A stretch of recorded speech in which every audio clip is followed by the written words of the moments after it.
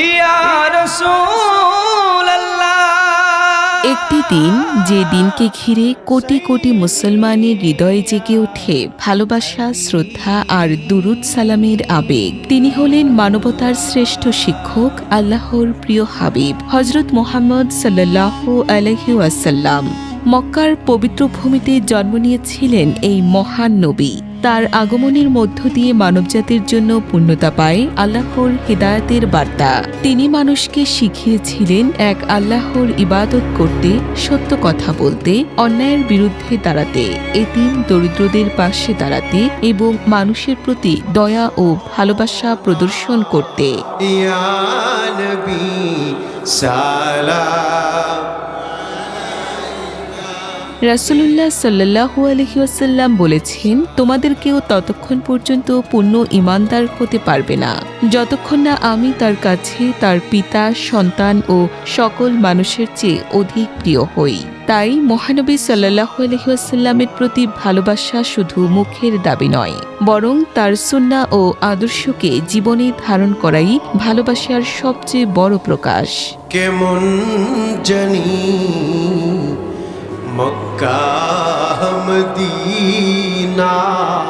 ঈদে মিলাদুন্নবী পালন নিয়ে মুসলিম সমাজে আলেমদের মধ্যে মতপার্থক্য রয়েছে।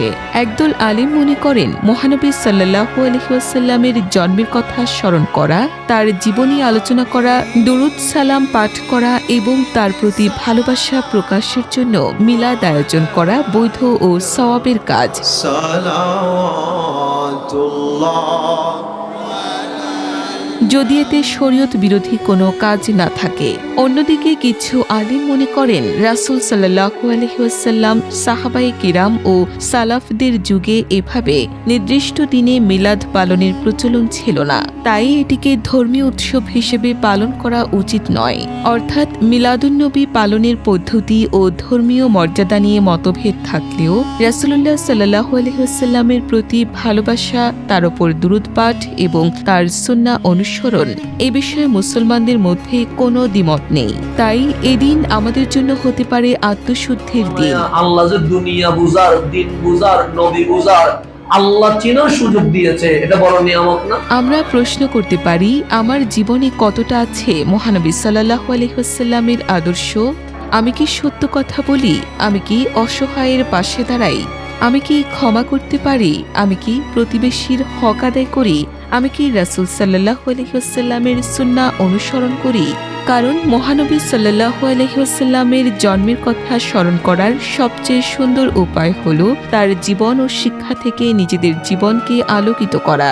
দুরূদ ও সালামে ভরে উঠুক আমাদের হৃদয়। রাসূল সাল্লাল্লাহু আলাইহি ওয়াসাল্লামের আদর্শে গড়ে উঠুক আমাদের পরিবার, সমাজ ও জীবন। মহানবী হযরত মুহাম্মদ সাল্লাল্লাহু আলাইহি ওয়াসাল্লামের প্রতি ভালোবাসা হোক আমাদের জীবনের পথ চলার অনুপ্রেরণা।